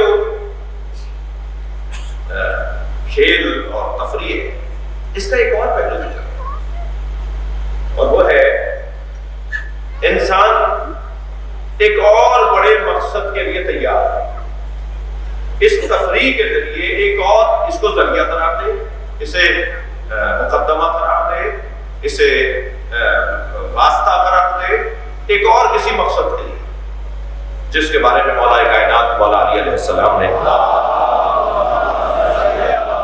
دعائے قبیل میں ارشاد فرمایا، قوّ علی خدمتک جوارحی، یا اللہ میرے بدن کو مضبوط بنا تاکہ میں تیری عبادت اچھی کر سکوں۔ اب اگر یہ سارے کھیل اس لیے کھیلے جائیں کہ ہمارا بدن مضبوط ہو جائے، تو جب بدن مضبوط ہو جائے گا تو ساری رات کے قیام میں تھکن نہیں ہوگی، 2 گھنٹے کے رکوع میں تھکن نہیں ہوگی، 1 گھنٹے کے سجدے میں تھکن نہیں ہوگی، اس لیے کہ پہلے یہ جو تھکن والی کیفیت دور کر دی ہے ہماری ورزش نے، ہمارے کھیل نے، ہماری اس تفریح نے، جو ہم میدان میں جا کے کرکٹ کھیل کر آئے، وہ جو ہم میدان میں ہاکی کھیل کر آئے، اس سے جو ہمارا بدن مضبوط ہوا تو اب رات کو اللہ کا سجدہ کرنے میں بھی تھکن محسوس نہیں ہو رہی، اس لیے کہ بدن پہلے سے مضبوط۔ جنگ تبوک سے واپسی پر سب اپنی اپنی سواریوں پہ سوار تھے. سرکار دو جہاں کی سالاری سرداری میں، آپ کی نظارت میں، آپ کی امامت اور آپ کی رہنمائی میں قافلہ جاری تھا. مسلمانوں کا قافلہ مجاہدوں کا جنگ جیت کر آ رہے ہیں. سب اونٹوں پر اور ناقوں پر سوار تھے، کچھ گھوڑوں پہ سوار تھے. تو سفر کیونکہ طویل تھا تو گھوڑے اونٹ بھاگنے لگے، تیز چلنے لگے. تو ایک صحابی محترم اپنا گھوڑا دوڑاتا ہوا آیا اور نبی مکرم کو آواز دے کر کہا یا رسول اللہ ریس نہ لگائیں. حضرت قبول فرما لیا. اس نے کہا ہم ریس لگائیں، یہ سارا قافلہ جو اپنی اپنی سواریوں پر ریس لگائیں. حضرت نے فرمایا قبول فرما لیا. حضرت نے فرمایا ریس لگائیں. کہا یا رسول اللہ پھر آپ اپنی سواری ذرا جگہ کر لیں تاکہ ہم ریس لگائیں. فرمایا میں بھی شریک رہوں گا. سرکار اپنے ناقے پہ جس کا نام غضبہ لکھا ہے، جس ناقے پہ سوار تھے، بہت نبی کی سواریوں کے نام ہیں، مختلف نام خود نبی نے اپنی سواریوں کے نام رکھے تھے. ان میں ایک سواری آپ کی ایک اونٹنی، ایک ناقہ جس کا نام غضبہ. آپ اس غضبہ پہ سوار تھے اور اسامہ بن زید اپنا اور وہ گھوڑا دوڑاتے، وہ بھی ناقے پہ سوار تھے. وہ اپنی ناقہ دوڑاتے ہوئے نبی کے سواری کے قریب آیا یا رسول اللہ میں اور آپ ریس لگائیں. حضرت نے قبول فرما لیا. اب دونوں کی سواریاں دوڑ رہی ہیں کہ اسامہ کی سواری کچھ آگے نکل رہی ہے. تو لوگوں نے آواز دی کہ رکو، نبی سے آگے کیسے نکل رہے ہو؟ تو حضرت نے فرمایا کہ یہ مسابقہ ہے، یہ مقابلہ ہے، یہ تفریح ہے، یہ ایک فرحت ذہن و دماغ کے لیے کیا جا رہا ہے. لہٰذا اسامہ کی سواری آگے نکل رہی ہے تو میں اعلان کر رہا ہوں کہ اسامہ مجھ سے نہیں جیتا ہے، اسامہ کی سواری میری سواری سے جیتی ہے. وہ ادب اور احترام بھی محفوظ رہے اور حوصلہ افزائی بھی کریں ایسے کاموں. لہذا ہمیں اپنے بچوں کی حفاظت کے لیے اہتمام کرنا ہوگا اور دشمن کے رستوں سے آشنا ہونا ہوگا. خاص طور پر ہماری آئندہ نسل اگر محفوظ ہم اسے رکھنا چاہتے ہیں تو ان کی تعلیمی نظام کو اپنے ہاتھ میں لینا ہوگا تاکہ ہم اپنے بچوں کو محفوظ رکھ سکیں، مستقبل ان کا بہتر کر سکیں. اللہ میں ان باتوں پہ عمل کی توفیق عطا فرمائے. گزارش کروں گا کہ سوالات کا دورانیہ بہت زیادہ دیر نہیں کرتے، ہم زیادہ نہیں لمبا دورانیہ نہیں ہے، چند سوالات لیں گے. مائک سے جو مومن سوال کرنا چاہے جی بیٹا نام بتائیے. اسنین کھڑے ہو جی. جی سر. آغا آپ نے ابھی کھیل کے متعلق فرمایا کہ جو بھی کھیل ذہنی اور جسمانی ورزش کو مطلب بڑھائے تو وہ جائز ہے. تو پھر شطرنج جو کھیل ہے اس کو حرام قرار کیوں کہا ہے؟ کیونکہ اس میں بھی تو ذہنی ورزش مطلب بڑھانے کی بات ہوئی ہے. اگر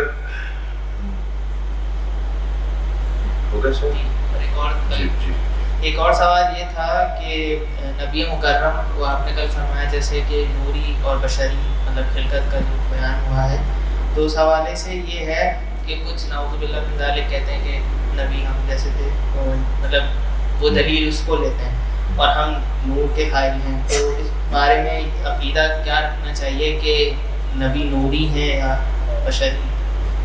ہم لفظ و نشر غیر مرتب کے حساب سے دوسرے سوال کا جواب پہلے دیتے ہیں. ہمارا عقیدہ یہ ہے کہ نبی نوری بشر ہیں، یعنی آپ کے اندر جو اللہ نے اپنے نور سے آپ کو خلق کیا تو یہ آپ کی اصالت ہے، یہ آپ کی اساس ہے، یہ آپ کی کا اصلی اور حقیقی وجود ہے جس کو نور کہا جاتا ہے. اور تقاضۂ بشری اور تقاضۂ ہدایت اور بشر کی ہدایت اور معاشرے اور سماج کی بہتری اور ترقی کے لیے اور ہدایت کے لیے اللہ نے سرکار کو ایک بشر اور ایک مادے کے پیکر میں، ایک انسان کے پیکر میں، ایک بشر کے پیکر میں ڈھالا. لیکن وہ جو بدن مبارک آپ کا بنایا گیا جس میں بظاہر ایسے ہی دو آنکھیں تھیں، ایسے ہی دو ہاتھ پیر تھے، ایسے ہی دو کان تھے، ایسے ہی آپ کے سر مبارک پر بال تھے، آپ کے ریش مبارک داڑھی تھی آپ کی، مثلاً آپ کے ہاتھ کا انداز ایسا ہی تھا، وہ بھی ویسا ہی نہیں تھا. اس کے اندر بھی اللہ نے انتہائی کمال کو قرار دیا. یعنی آپ کے بدن مبارک کے اپنے معجزے قرار دیے، آپ کے آنکھوں سے نکلنے والی رطوبت، آنسوؤں کا معجزہ، آپ کے لعاب دین کا معجزہ، آپ کے پلکوں کا، آپ کے بالوں کے معجزے، آپ کے ناخنوں کے معجزے، آپ کے بدن مبارک جس جگہ سایہ اس کا، یعنی جس جگہ آپ جا کے کھڑے ہوتے تھے اور اس میں سائے میں ہوتا تھا وہ بدن، خود حضرت کا سایہ نہیں تھا لیکن جو جگہ آپ کے سائے میں ہوتی تھی اس جگہ کے اوپر برکتیں ہونا شروع ہو جاتی تھیں۔ آپ کڑوے کنویں کے اندر اگر اپنا لعاب آپ نے ڈالا تو اس سے پانی میٹھا ہو گیا، اپنا پیر ڈالا تو پیر پانی کو چھونے کے لیے اوپر آیا، وہ میٹھا ہو گیا۔ اس طرح کے بہت سارے واقعات۔ تو آپ کا بدن بھی ہمارے بدن کی طرح، تو ہمارا اگر عقیدہ نبی کے بارے میں پوچھا جائے گا تو ہم یہ عقیدہ رکھتے ہیں کہ نبی نوری بشر تھے، اصالتاً نور اور ظاہر میں بشر، مگر وہ بشر جو نوری بشر ہو، خاکی بشر نہیں، نوری بشر۔ پہلا سوال جو اس سے پہلے آپ کا سوال تھا شطرنج اور کھیلوں سے متعلق، تو شطرنج کو فقہائے امامیہ کا غالب فتویٰ 99% فتویٰ اس کے حرام ہونے کا ہے، اور جس کو کہتے ہیں فتویٰ بالاجماع جو ہے، یعنی اجماعی فتویٰ اس کے حرام ہونے کا ہے۔ صرف اور صرف تاریخ تشیع میں ایک فقیہ، اور وہ فقیہ بھی پہاڑ کی طرح فقیہ، حضرت آیت اللہ روح اللہ الموسوی الامام الخمینی، اتفاق سے امام خمینی کی تصویر لگی ہوئی ہے۔ یہ ہزاروں فقہا میں، بلکہ ہزاروں مبالغہ ہو جائے گا، سینکڑوں فقہا میں یہ واحد فقیہ تھے جنہوں نے شطرنج کو حلال قرار دیا، اور انہوں نے شطرنج کو حلال قرار دینے کے لیے جو ان کا مبنی تھا، جو ان کا جو فتوے کی بیس تھی، کیونکہ فتویٰ بغیر بیس کے نہیں دیا جاتا، بغیر مبنی کے نہیں دیا جاتا، پہلے اس کی بنیاد بنائی جاتی ہے، علمی بنیاد ہوتی ہے، اس کی بنیاد پہ فقیہ فتویٰ دیتا ہے۔ حضرت آیت اللہ خمینی نے صرف شطرنج کو حلال قرار دینے کا فتویٰ اسی بنیاد پہ دیا کہ شطرنج ماضی میں جس کام کے لیے استعمال ہوتا تھا وہ تھا پیسے کا استعمال، شرط لگانے کے لیے، اور جوئے کے طور پر شطرنج کا استعمال ہوتا تھا۔ اب کیونکہ شطرنج اپنی حیثیت سے باہر آ گیا ہے اور شطرنج اب اس کام کے لیے استعمال نہیں ہوتا بلکہ ذہنی آزمائش کا ایک کھیل ہے اور ذہنی مقابلے کا ایک کھیل ہے، لہٰذا کیونکہ وہ جب اپنی بنیاد کو تبدیل کر چکا ہے، اپنی اساس کو تبدیل کر چکا ہے، تو پھر اس کا حکم بھی تبدیل ہو جائے گا۔ لیکن دیگر فقہا نے، میرے علم میں نہیں ہے آیت اللہ خمینی کے علاوہ کوئی اور فقیہ، اگر آپ میں سے کسی کو بعد میں خطاب سن کے ویڈیو بن رہی ہے دنیا جہاں میں لوگ سن رہے ہوں گے تو میرے علم میں اضافہ کریں اور فتویٰ بھی مجھے بھیجیں، لیکن جو بات ہے وہ اتنی ہے۔ تو یہ گفتگو بہرحال ہے، لیکن ہم کیونکہ پابند ہیں ایکسپرٹ کی رائے پر عمل کرنے کے، تو جو ایکسپرٹ ہمارا ایکسپرٹ کہے گا ہم اس پہ عمل کریں گے۔ اور محمد و آل محمد صلوات۔ میرا سوال یہ نام اپنا ذرا۔ جی ذاکر رضا نام ہے میرا۔ ابھی آپ نے کہا تھا کہ جہاں سے شر آ رہا ہے جب تک وہاں سے خیر نہیں آیا تو مسئلہ عظیم، تو یہ سمجھ میں نہیں آیا کہ جہاں سے شر آ رہا ہے وہاں سے خیر کیسے آیا، تھوڑا سا۔ میں نے عرض کیا کہ یہ ایک قاعدہ ہے، تو عربی کا ایک قاعدہ ہے کہ جس رستے سے برائی آ رہی ہے نا، اسی رستے سے اگر آپ اچھائی کو لے کر آئیں گے تو کاؤنٹر ہوگا۔ رستہ بدل دیں گے تو وہ تو میدان ہی اس کا نہیں ہے، وہ اس کا موضوع ہی نہیں ہے، وہ اس کی جگہ ہی نہیں ہے، وہ مقابلہ ہی آپ نہیں کر پائیں گے۔ یعنی جس میدان میں کھیلا جا رہا ہے نا منفی، اسی میدان میں مثبت آپ کھیل کے دکھائیں گے۔ جس میدان میں غلط کام ہو رہا ہے اسی کے میدان میں آپ اچھا کام کریں گے تو اس غلط کا کاؤنٹر کر پائیں گے، ورنہ پھر وہ رستہ آپ نے بدل دیا، وہ میدان آپ نے بدل دیا تو اس کا کاؤنٹر نہیں ہوگا، اس کا مقابلہ نہیں ہوگا جس کا آپ مقابلہ کرنا چاہیں۔ جی اور محمد و آل محمد صلوات۔ کوئی اور مومن سوال کرنا چاہے؟ جی ادھر لائیے۔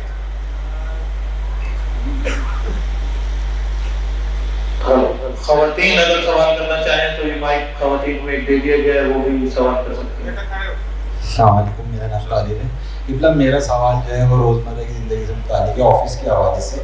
ہمارے آفس وغیرہ میں کچھ نان مسلم مثال کے طور پہ ہندو ہیں، کچھ اہل کتاب ہمارے ساتھ ہوتے ہیں، تو ہم دوست یار ان کے ساتھ آؤٹنگ بھی کر رہے ہوتے ہیں، کھانا پینا بھی کر رہے ہوتے ہیں، تو اس کے اندر ہمیں اہل کتاب کے پڑھے تھوڑا سا تو ہمیں نالج ہے، جیسے ہمارے ہندو دوست ہیں جو ہمارے ساتھ ہوتے ہیں، تو آیا ہم کیا احتیاط کریں کہ ایک پلیٹ میں ہم کیا کھا سکتے ہیں یا ایک گلاس ان کے ساتھ یوز کر سکتے ہیں، یا جیسے سوئمنگ پول وغیرہ یوز کر رہے ہوتے ہیں تو اس کے لیے کتنی احتیاط ہمارے اوپر ضروری ہے ان کے ساتھ. اور اسی طرح اگر اہل کتاب دوسرے ہمارے ساتھ ہیں کیا ان کے ساتھ بھی وہ احتیاط ضروری ہے جو ہم ان کے ساتھ کریں؟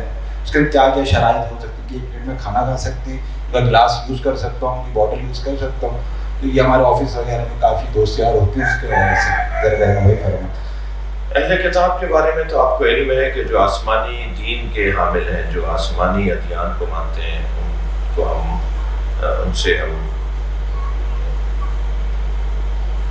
نجاسات کے حوالے سے ہم انہیں مسلمانوں کی طرح مانتے ہیں, مگر یہ کہ اگر کوئی مسلمان ہی بے احتیاط ہو تو اس سے بھی احتیاط کرنی چاہیے. یعنی کہ غیر مسلم ہی کیا, اہل کتاب ہی کیا, کوئی اور ہی کیا, اگر مسلمان ہی ہمارا کوئی اپنا عزیز ہی اگر احتیاط نہ کرتا ہو نجاست کا تو ہمیں اس سے بھی احتیاط کرنی چاہیے, تو پھر اس سے بھی کرنی چاہیے جو احتیاط نہیں کر رہا. لیکن اہل کتاب کے ہم نجس ہونے کے قائل نہیں ہیں. ہندوؤں کے بارے میں آپ سے بہت ہی واضح کہوں گا, اور کسی ہندو کو خوش کرنے کے لیے نہیں کہوں گا, بلکہ جو حقیقت ہے وہ بیان کرنے کی کوشش کروں گا. وہ یہ کہ دیکھیے, ذاتی طور پر انسان نجس نہیں ہے, ذاتی طور پر انسان نجس نہیں ہے. نجاست عارضی ہوتی ہے, عارض ہوتی ہے, لگتی ہے. نجاست کوئی اور چیز ہے, انسان کے اوپر لگتی ہے. ہمارے بدن کے اوپر بھی کوئی خون کا دھبا لگ سکتا ہے, کوئی بول و براز کا کوئی جو ہے دھبا اور چھینچ لگ سکتی ہے. تو وہ جو عارض ہوئی ہے تو ہمارا بدن بھی نجس ہے, ہمارا ہاتھ بھی نجس ہے, ہمارا برتن بھی نجس ہو جائے گا, کیونکہ نجاست عارض ہوئی ہے. تو انسان کے اوپر ذاتی طور پر انسان نجس نہیں ہے, اس پر نجاست عارض ہوتی ہے. اب کیونکہ ہندو برادری, اگر آپ اب سے 100 سال پیچھے چلے جائیں, آپ سے 50 سال پیچھے چلے جائیں, تو ان کے یہاں نجاستوں اور غلاظتوں کے حوالے سے بے احتیاطی غالب تھی بے احتیاطی. ان کی علامت تھی, ان کی نشانیاں تھیں, ان کو پہچان لیا جاتا تھا, ان کے کام ایسے تھے, ان کے پیشے ایسے تھے زیادہ تر. تو وہ عارض ایک غالب, اگر کہیں 100 لوگ بیٹھے ہیں اس میں سے 80 لوگ ایک مزاج کے ہوں تو حکم تو 80 کے مطابق ہوگا. پھر بعد میں پیر چیختے رہ جائیں کہ صاحب ہم بھی تھے ان میں, بھائی تو آپ تھے تو آپ کے مطابق حکم نہیں لگے گا. آپ تھے, آپ کو مبارک ہو, آپ وہاں تھے, لیکن فیصلہ تو 80 کے مطابق ہوگا. تو غالب کے مطابق یہ فیصلہ ہوا فقہا کا. آج کیونکہ ہندو تعلیم کی وجہ سے کہیے, شعور کی وجہ سے کہیے, آپ کوئی بھی وجہ کہیے, پیسے کا اور سہولتوں کا اور آسائشوں کا اضافہ ہوا ہے, اس کی وجہ سے کہیے, ظاہری طور پر نظافت کا قائل ہے ہندو. تو بس اگر ہم اس والی تقسیم کو ذہن میں رکھیں کہ جہاں نجاست عارضی ہو اور نجاست ذاتی نہ ہو, اور جس کے ہاں احتیاط اور جس کے ہاں خیال اور احساس غالب آ جائے, تو پھر اس کے ساتھ بیٹھ کے کھانا تو ویسے ہی کوئی بری بات نہیں ہے, اس کے ہاتھ سے لے کر کھانا بھی برا نہیں ہوگا. لیکن اس حکم کے بعد کیا ہی بہتر ہے کہ جس کے بارے میں ہمیں تردد ہو, شک ہو, تذبذب ہو, وہ چاہے ہمارا مسلمان بھائی ہی کیوں نہ ہو, اور کیا چاہے وہ ہندو اور عیسائی ہی کیوں نہ ہو, جس کے بارے میں ہمیں تردد ہو, تذبذب ہو, یہ شک ہو کہ وہ طہارت اور نجاست کا خیال کرتا ہے یا نہیں. کیونکہ دیکھیے, ایک گلاس کے اندر اگر نجاست ڈلی ہوئی ہو اور میں اسے پاک سمجھ کر اور طاہر سمجھ کے پی لوں تو مجھ پر شرعی کوڑا تو نہیں لگے گا, مگر اس نجاست کا اثر تو میرے پر آئے گا. تھوڑی سی روشن مثال کہہ دیتا ہوں. شربت کے اندر شربت سمجھ کر اگر کوئی شراب پی لے جی, تو اسے کوڑا شرعی تو نہیں لگے گا, مگر کیا نشہ بھی نہیں چلے گا؟ نشہ تو اس کا فطری ہے نا, اس نجاست کا نشہ تو اس کا طبعی ہے اس نجاست کا. تو نجاستوں سے بچنا, اور پھر وہ لوگ کے جو نجاستوں کا, طہارتوں کا جو اسلام نے ہمیں نعمت کے طور پر, اسلام ایک نعمت ہے, اسلام ایک شفا بخش دوا ہے مولا علی کے فرمان کے مطابق. اسلام نے جو ہمیں شرعی طور پر نجاستوں سے آگاہ کیا, اور وہ دوسرے کوئی اگر آگاہ نہیں ہے کیونکہ وہ اس اسکول میں نہیں پڑھتے جیسے اسلام کہتے ہیں, تو ہمیں احتیاط کرنے میں کیا ہے. تو میری گزارش, اچھا جہاں تک تالاب کا ہے, سوئمنگ پول کا مسئلہ ہے, اس میں پانی اتنا وسیع ہے کہ اس کے اندر تو کوئی ایشو نہیں ہے, کوئی مسئلہ نہیں ہے. اگر آپ ایک ہی تالاب کے اندر مختلف لوگ اس طرح کے نہا رہے ہو تو اس سے کچھ نہیں ہوتا, کیونکہ پانی بہت وسیع ہے, اور اس سے دسیوں برابر زیادہ ہے. تو کور یعنی جو اس کا مقدار ہے کور کا, اگر اتنا ہو اور اس کے اندر نجاست بھی چلی جائے اور وہ اپنی کیفیتیں تبدیل نہ کرے جو ہمیں سب کو ہی بچپن میں پڑھایا گیا تھا. وہ پرانا قصہ دوہرا رہا ہوں کہ رنگ بو اور مزہ اس کا نہ بدلے, اور پور کا پانی ہو تو وہ بھی نجس نہیں ہوتا, لیکن اگر تالاب ہے بہت بڑا جس میں لوگ سوئمنگ کر رہے ہیں تو وہاں تو بدرجہ اولا اس سے کوئی فرق نہیں پڑتا. طویل جواب ہو گیا, اس کی معذرت چاہتا ہوں. آن لائن سوال ہے, وہ میرے خیال یو ایس سے, یہ کہتے ہیں کہ آپ کا جو ہے ہم نے دیکھا ہے کہ آپ نے فرمایا کہ 450 روپے فطرہ ہے اور 800 روپے چاول ہے. یہ کہتے ہیں ہم باہر رہتے ہیں پاکستان سے, تو کیا پاکستان ہم وہ پیسے بھیجیں تو پاکستان کے حساب سے بھیجیں گے یا اپنا؟ یہ آج کا آخری سوال ہے. نہیں, آپ لیڈیز پوچھ رہے ہیں. یہ جنہوں نے سوال کیا ہے میں ان سے کہتا ہوں کہ بھائی ماشاءاللہ بہت سمجھدار ہیں آپ. سال بھر جس پیسے سے خرید کر گندم یا چاول کھاتے ہیں اسی کا آپ حساب کریں گے. یہ جو 450 روپے ہم نے پاکستان میں احتیاطاً گندم کا فطرہ تقریباً یہ بنتا ہے 450 روپے کے قریب جو آج کل مہنگائی, تو یہ 20-25 روپے ہم نے احتیاطاً زیادہ بتایا. تو یہ جو گندم کھانے والوں کے لیے غالب غذا جن کی گندم ہے ان کے لیے جو فطرے کی رقم ہے یہ پاکستان کے لیے ہے. باہر والے اپنے حساب سے فطرہ دیں گے. دولت میں نہیں, پتہ نہیں وہ کون میں رہ رہے ہیں, وہ کھا پی رہے ہیں ڈالر میں. ایک لینے آخری سوال جی خواتین کیا پوچھیں گی, مائک کھول دیں سوال کو. آخری سے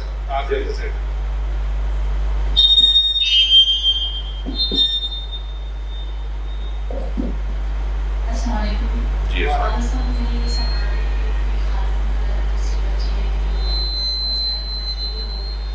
تو بچوں کو جو ہے وہ کوئی فطرہ دے تو اس کو کھلا نہیں سکتے, اور یہ ہے کہ ان کو استعمال کی چیزیں کھلا سکتے ہیں کیا بہت زیادہ مجبوری کی وجہ سے بچوں کو وہ جو فطرہ بھی دے تو اس کا فطرے سے ان کو کپڑے یا کوئی ایسی چیزیں یا اسکول کی فیس بھر سکتے ہیں اور سادہ بچے. فطرہ جن کے پاس اپنی ضروریات پورا کرنے کے لیے رقم نہیں ہے انہی کو فطرہ دیا جائے گا. جن ضروریات میں صحت بھی ہے, کھانا اور غذائیں بھی ہیں اور تعلیم بھی ہے, تو آپ کا کام اور میرا کام ہے ضرورت مند کو, ایسے ضرورت مند کو جس کے پاس وسائل نہیں ہیں ہم اسے فطرہ دیتے ہیں. اب وہ اپنی ضرورت کا انتخاب اور تشخیص کو خود دے گا کہ یہ پیسے کو کہاں لگائیں. ہمیں کہنے کی ضرورت نہیں ہے, یا ہم پر ضروری نہیں ہے کہ ہم اسے یہ کہیں کہ تم یہ پڑھائی میں نہیں لگاؤ گے اور یہ تم آٹا خریدو گے اور تم اس سے یہ دوا خریدو گے اور اس سے تم مثال کے طور پہ اپنا راشن نہیں خریدو گے. ضرورت مند ہے ہم اسے دے دیں, پھر وہ اپنی ضرورت کا انتخاب خود کرے کہ اسے کون سی ضرورت ہے.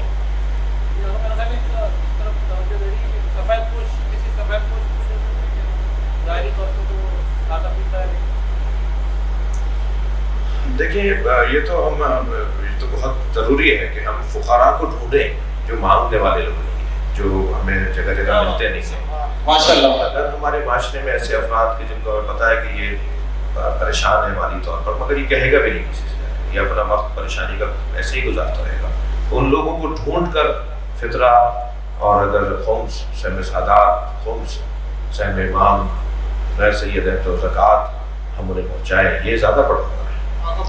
فطرہ ہی دینا پڑے گا, ضروری نہیں ہے جا سکتا ہے کہ فطرہ ضروری نہیں ہے کہ انہیں بتایا جائے کہ فطرہ ہے. فطرہ دینے والے پر ضروری نہیں ہے کہ دیتے وقت وہ بتائے کہ یہ فطرہ ہے. یا اللہ ہمارے بولنے بیٹھنے کو عبادت شمار فرما, اس مجمع پر, اس اجتماع پر اپنا کرم نازل فرما, ہمیں قرآن سمجھنے والوں میں شمار فرما, قرآن عمل کرنے والوں پر شمار فرما, ہماری عاقبت پر خیر فرما, امام زمانہ کے ظہور میں تعجیل فرما.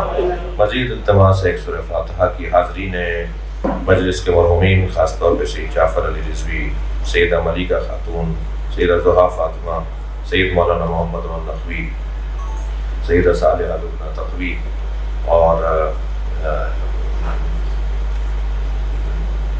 رئیس فاطمہ, نثار حسین, مہدی حسین مرزا, سیدہ شباب فاطمہ, سید غزار حسین, کنیز سیدہ, آپ سب کے مرحومین رحم اللہ من قرأ الفاتحہ.